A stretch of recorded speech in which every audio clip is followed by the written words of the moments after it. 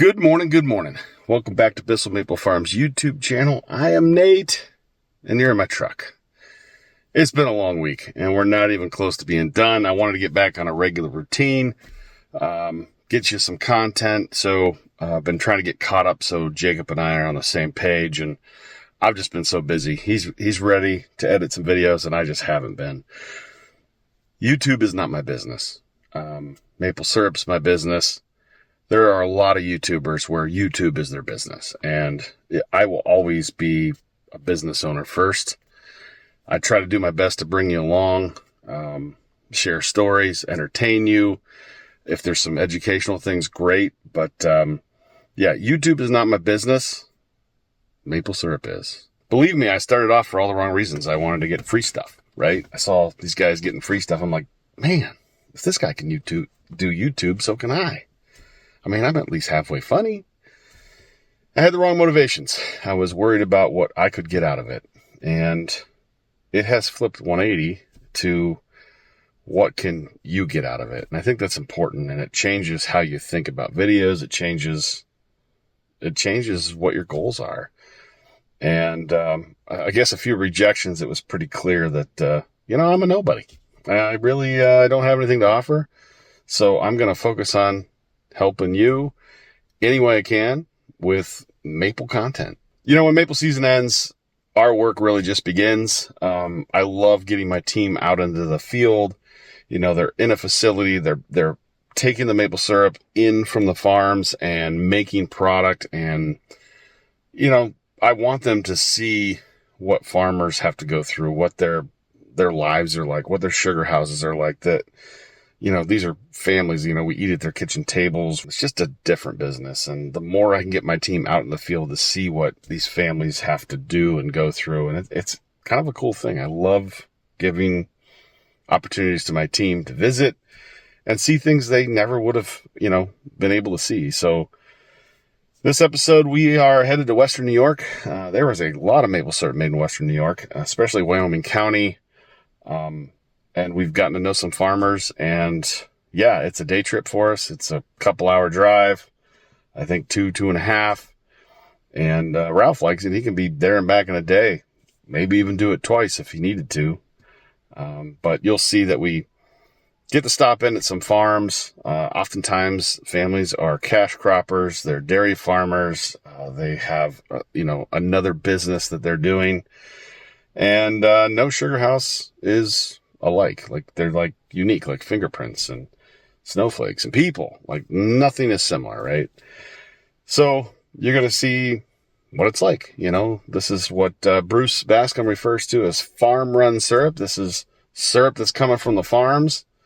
And, we buy it in all sorts of different colors, flavors, varieties. And it's our job to give our customers the consistency they want. We go on a trip, and it was good for Mike and Justin, and Ralph let us come along and entertain them. But, first stop, we pull right up to the dairy barn there and,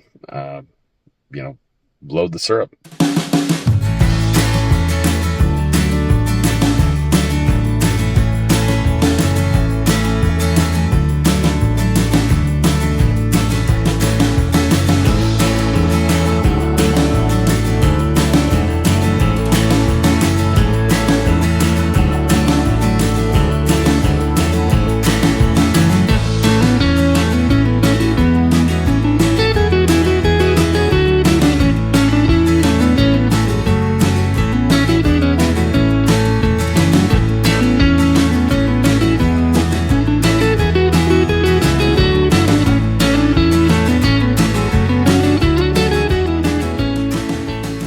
So you help make the syrup, Dan?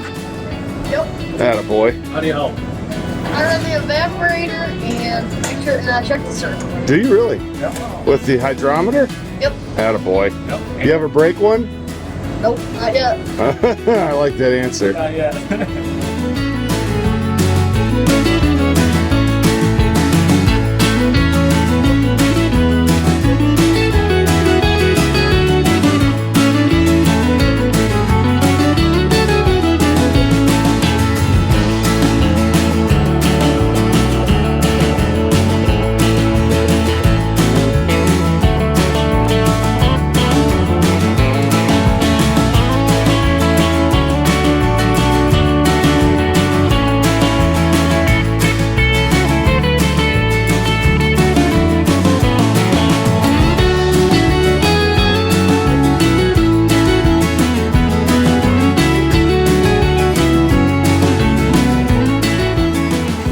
party in here. It's a party. I didn't know that. So you make all the syrup on this rig right here. That's right. This is awesome. There's a party. Yeah, for a party today. You know? It's always a party.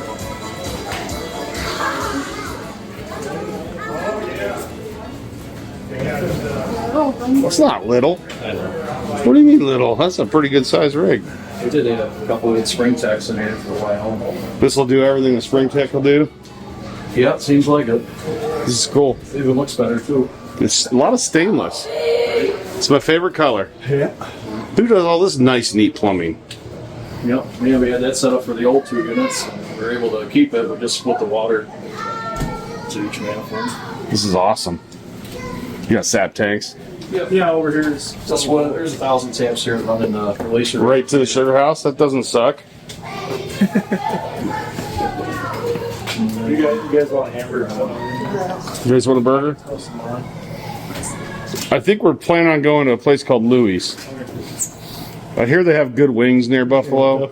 Something about wings over here. Yep, all about their wings. Nice. So yeah, rolled cheese vat, a couple 1,000 gallon, and then a tank on top for double passing if we on a double pass. This is cool. So we only 1,000 years, so we haul quite a bit in years. I was gonna say you're hauling a lot. So we got it set up to gravity dump, or we got a 3-inch line comes over here to a pump through a flow meter. So we got one guy that brings us sap. Very cool. Check it out. Is this the grill or like a grill? This is our I got you. sugar season hot dog. That's awesome. So with the IH, I saw green paint, and then you got the IH, Case IH. We're So at a green farm, but my in-laws and his uncle are hardcore red folks. okay. So you're not a John Deere guy then? No. Attaboy. This is awesome. Nice clean sugar house. Hey, buddy. Did you lock us in? Did you lock us in, buddy? What are we gonna do? You gonna knock? You lock us in, dude?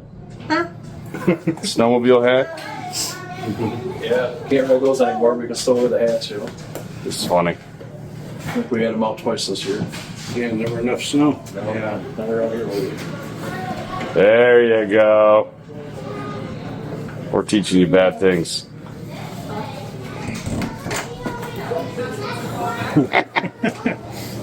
Thanks, man. Sometimes, we stop in and, we were only able to pick up a portion of the drums, and then we have to come back for the rest.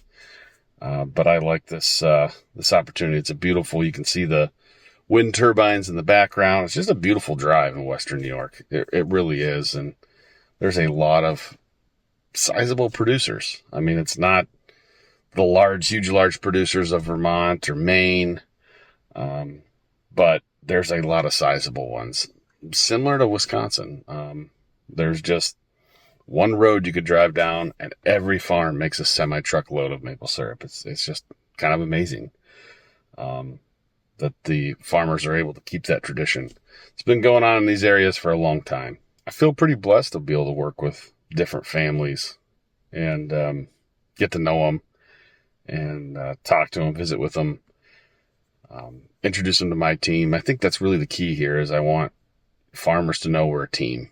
This business is not just Nate Bissell. It's Mike and Jess and Zach and Ralph and Fred. And there's quite a few characters and people within our organization. And I want people to associate Bissell Maple Farm with a team. So here at A&A, I'm watching Jim and his father.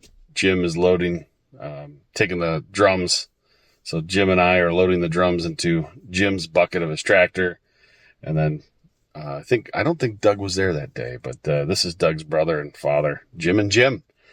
And A&A's been a pretty good partner for us. You can see we're in their addition, and that's where Doug's going to be collecting syrup. I'm sure at some point they're going to have a loading dock. You can see it gets a little bit...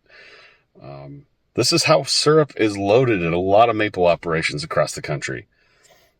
Guys horse the drums into the bucket, and the bucket drives over, And if you don't have enough people, it means you got to jump up into the back of the truck and horse them off and basically keep the tractor moving. And loading docks are a nice thing.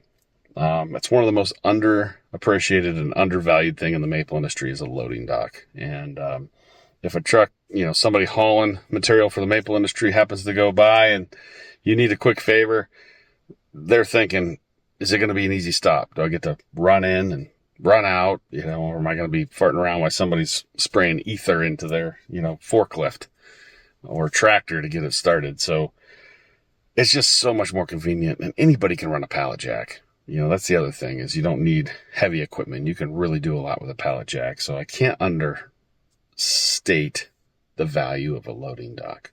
One of the cool things is we are in the center of the Maple Belt.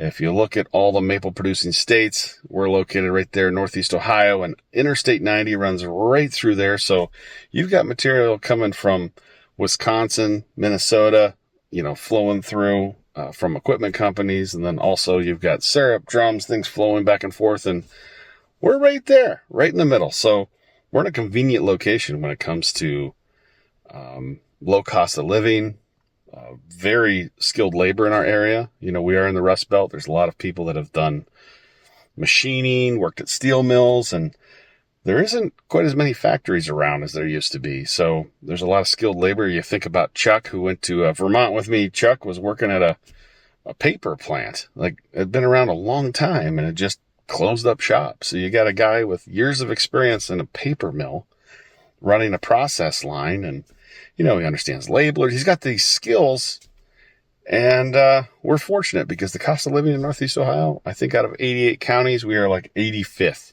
as far as income. So not a wealthy county, but definitely agricultural. We border Lake Erie and Pennsylvania. I think we're the third exit into Ohio as you're coming from Pennsylvania. So Route 11, take Route 11 south into Jefferson. We're not that far. Ashtabula County is the largest county in Ohio, but one of the cool things is Interstate 90. Just kind of got lucky with that. It's not like I planned it out, but low cost of living. Our disadvantage in the maple industry, we got to truck everything. So I'm trying to figure out ways to make that a benefit, not a weakness. When you do those, what do they call them? SWOT analysis, SWOT, strengths, weaknesses, opportunities, and threats. You got to figure out where your weaknesses are. And if you say none, you're just lying to yourself. Like, our weaknesses geographically, great for people, great for the cost of real estate. We bottle more maple syrup than the state of Ohio makes. So we absolutely need maple syrup from Pennsylvania, New York, Vermont, Maine, Michigan, Wisconsin. Haven't found anybody in Minnesota yet, but would like to. So we bottle syrup from around the Maple Belt, and we have a strength with our people, our facility. Our facility, if it was in Vermont, would be 10 times more. Employees would the cost of living in Vermont is insane. So I think about the packagers in Vermont and what the challenge is, and is it a challenging time to hire people? Yeah. Like, I'm kind of tired of hearing people talk about how difficult it is to find people. It's like, yeah, that's a given. So what are you going to do about it? You're going to whine? You're going to recruit your pants off? Are you going to, what are you going to do about it? It's like just an excuse, like, for somebody to go out of business. Oh, I can't find people. It's kind of like when COVID happened. Oh, COVID. Because you can use those as an excuse if you want to go to business at this point. You could say, yeah, my business, 2008. Yeah, the housing market died and I went bankrupt. And people would be like, yeah, okay, that's acceptable. 2020, COVID happened. Yeah, I went out of business, at a restaurant. Now you could say, 2021, supply chain. You couldn't get glass and plastic. And now in 2024, we can't get people. We can't get qualified people. Oh, the cost of everything's going up. You can make excuses till the cows come home. Or you can fight. You can have grit. You can get a team together, and you can do it together. And we've battled through a lot of stuff, and we're going to continue to do it. Thinking about, we move a lot of syrup, and this is an example of why I think drums are bondage for the farmer, and us to a certain extent. The farmers fill drums off the evaporator. and then they need to be moved, and oftentimes the drums are stainless and need to be returned to the farmer. And there's added costs there that I don't particularly think that the consumer wants to pay for. It's, what do you call it? Heritage to the maple industry. Like farmers used to fill 30-gallon galvanized drums. And as we've gotten better as an industry in producing, people make more syrup, per tap. We use a reverse osmosis. Guys are making a lot of syrup. I mean, there's guys making 400 or 500 gallons of maple syrup an hour. The last thing you want to be filling is, 30-gallon drums. Heck, 40-gallon drums are a pain. Even 55-gallon drums. You think about that. You're filling a 55-gallon drum, every couple minutes. Like, it's just, how do you do that? Well, I'm sorry. Every 10 minutes. But by the time you get it on there, get everything hooked up, start your filter press, you're just starting over again. So we can just see it. And so we decided that any of the bulk syrup partners we're going to partner with, it just makes sense in the long term. We're not going to have drums in our facility in 3 years. It doesn't make sense. Not when you can push the cost out. We're getting a lot of positive feedback from Andy Humphrey up in Wisconsin. He said he has found drums from a manufacturer that have the wrong weight stamped on the drums. In fact, they are stamped 5 pounds heavier. Those are a great drum to have if you're a farmer and you're selling it to somebody who doesn't, know the true tear weight. And shame on you, the drum company that sold a bunch of drums with the wrong tear weight. Like, it happens. There's a couple companies doing that. Like, shame on you, man. Like, you shouldn't be allowed to do that. Great for the farmer. You're the bulk buyer's buying 5 pounds of stainless steel from you every year. And we found that. We have found that there is no loss. That one was shocking. Andy's telling me, hey, I'm pumping the drums out. And the farmer was curious, so they weighed it up in the tote, and they actually found they gained 10 pounds. And the way that happened was I guess in that particular instance, the scale only goes up to a pound. So let's just say you're at 550.2 pounds and 550.4 pounds and 550.45 pounds. And you have these partial pounds, and then you pump those drums out and put it in a tote. Well, those partials add up to whole pounds. And he said he ended up with 10 pounds more in the farmer's favor.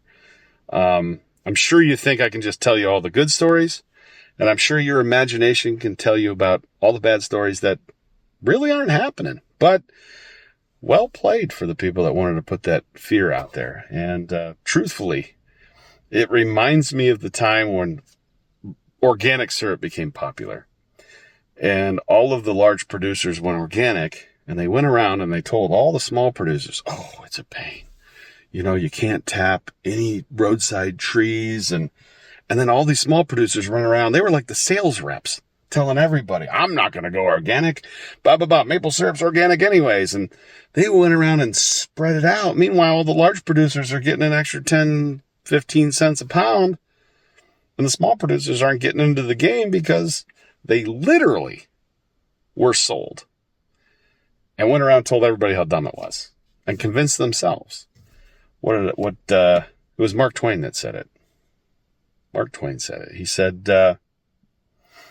it's easier to fool somebody than to convince somebody they are being fooled. I think about that a lot. Isn't that interesting? It's easier to fool somebody than to convince somebody they are being fooled. But that's what it reminds me. We're doing something different. It's different. It's outside the maple industry. And I'm sure there's people running around telling you how horrible it is to fill totes. And I've had people that wanted it to fail and not work. And then they called Andy and they're like, I never thought of that benefit. And there's lots of benefits we didn't even think of. So Doug here at some point, he's going to be moving totes. You'll be able to take your drums, empty them right there. And what is the other thing that happened? Oh, a farmer stopped in and, Andy says he's losing about a pound per drum, something like that. And the farmer said, well, what about that pound per drum? And Andy said, well, there's some buckets right there. If you want to empty the drums out, we'll absolutely count it.